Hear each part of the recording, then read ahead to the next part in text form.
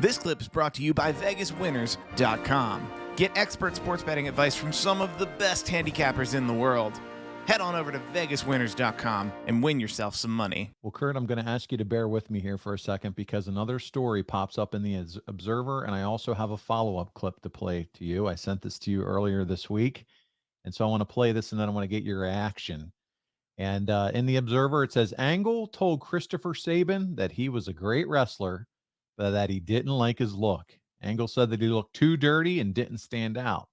Angle later made the suggestion and apparently was serious that Sabin do a gimmick or he'd be like Pig Pen in the old Peanuts comic strip and have food and dirt all over him.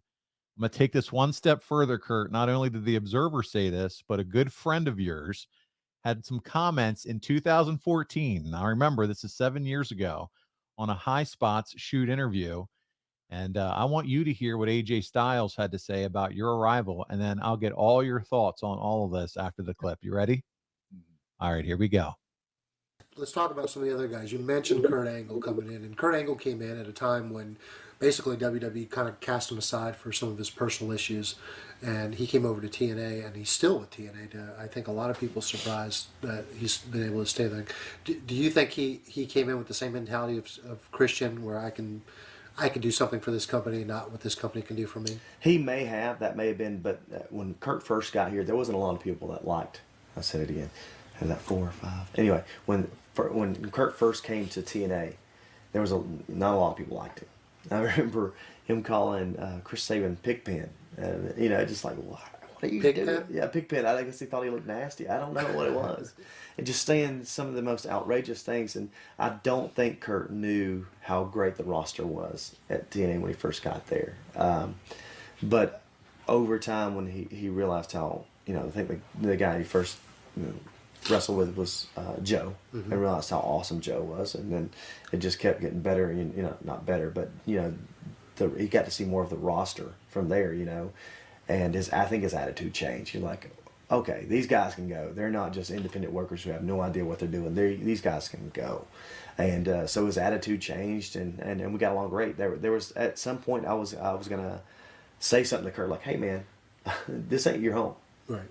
This is our home. You're just visiting until we'll make you a bed here.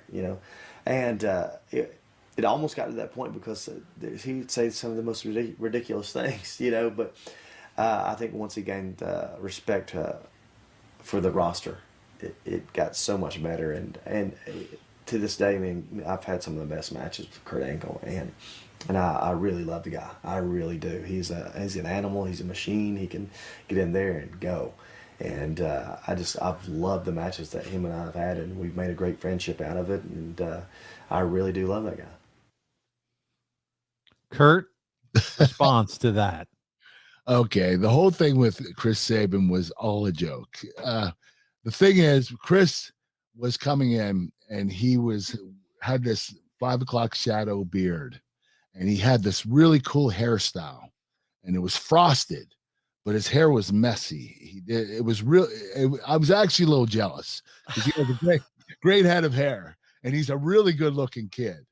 But he had this 5 o'clock shadow and this messy hair with the frosting on it. And I said, hey, man, you look like Pig Pen. You need to clean yourself up. It was a joke. I didn't mean anything by it. I might have come into TNA with a little bit of a chip on my shoulder. I don't quite remember, but, you could tell by my interview that I did at the beginning of TNA, that opening promo I did to start my entrance in TNA, that I did have a chip on my shoulder. So I believe my attitude was a little different back then. But AJ's right. The guys proved to me that they were the real deal. And these guys were worth wrestling and worth building the company with. And I knew, at the beginning I wasn't quite sure, but, after a while, my attitude changed and I started thinking, okay, these guys are pretty damn good. And they're all a good group of guys, and everybody gets along well. I might as well get along with them. So AJ was right to an extent, but it was a joke. It honestly was just a joke. So Chris Sabin, if you're listening, he thought I you were a apologize, Chris. Yeah, he apologizes. You were a good looking man, and he was jealous of your hairstyle I was jealous of his hairstyle. or that you had hair. Both. Hair envy on Kurt Angle's part. But no, I mean, and you got to think about it too, Kurt, from their aspect. All of a sudden, you're a big name, and they know you're coming in. You're going to take TV time. You're going to take main event time. They felt like they've worked very hard. Well, ladies and gentlemen, I can't believe this is real, but we not only got a handicapper, but we got the best ever. How are you so good at handicapping these games? I mean, 4-0, that's quite a streak already. Well, let's talk about every pick I've given this year in the NFL as an example. 23-8. Every pick I've given this year. 4 weeks in the bag, 23-8. There's nobody in the country that can match what I do, but I always make sure, because anybody, Conrad, could make up anything. They could tell you and blow smoke and tell you, oh, I'm the greatest. But I am independently monitored and documented, so nobody could ever question what I say and go, I don't believe it.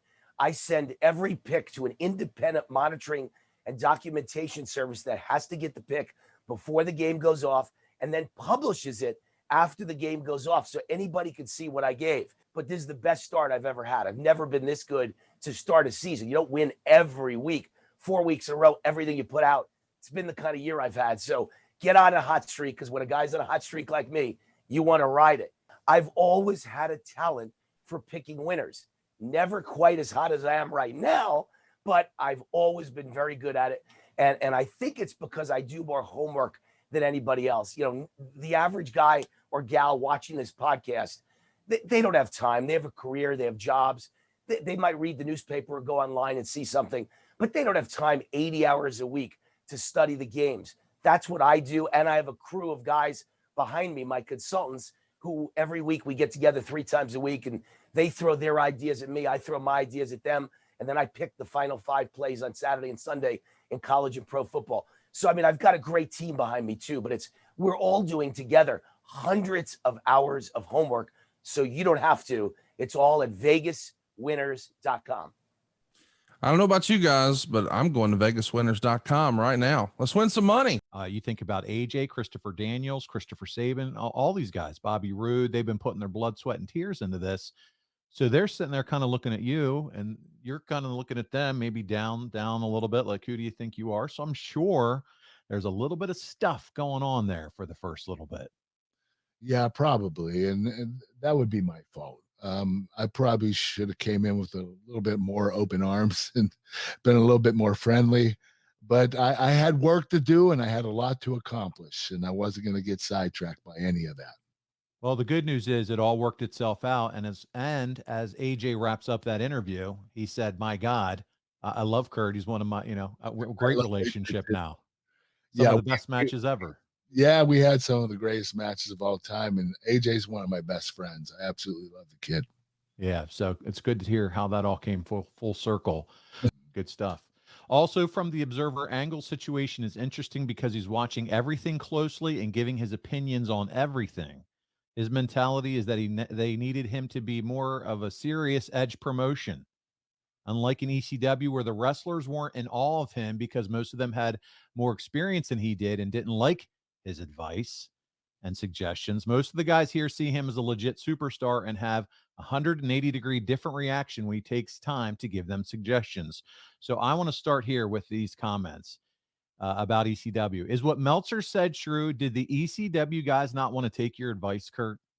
Not that I know of. I didn't hear anything about this. The first time I heard it was a couple weeks ago on this podcast where you said that Meltzer stated that the wrestlers didn't want to take my advice and they were mad at me and didn't like me. And I didn't know any of this. If that's true, I had no idea. Well, that's why I want to ask you. Like, I want to hear, so you had no clue to that. You never felt that, heard that, nothing. Oh, nothing like that. I that's the first time I heard about it. And, when I went to TNA, these guys were open for advice. They wanted advice. They wanted to hear what I had to say.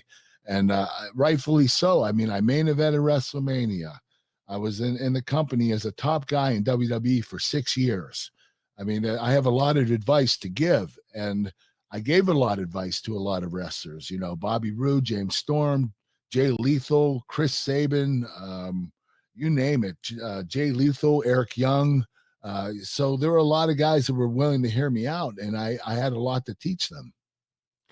You mentioned a couple guys. Are there one or two that stands out that you thought, man, these guys, like you felt like you just took them under your wing a little bit, and they were the guys that were always the ones who were, Kurt, I want to learn from you. I like your advice. I want to pick your brain a little bit more. Are there one or two that stand out more than others? Bobby Roode and James Storm. I Okay. spent a lot of time with those guys. I traveled with them quite a bit too, and I gave them a lot of advice.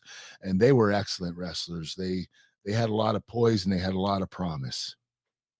No, that's good. So you mentioned at the beginning when you came in to TNA, it was Samoa Joe, Samoa Joe, Samoa Joe.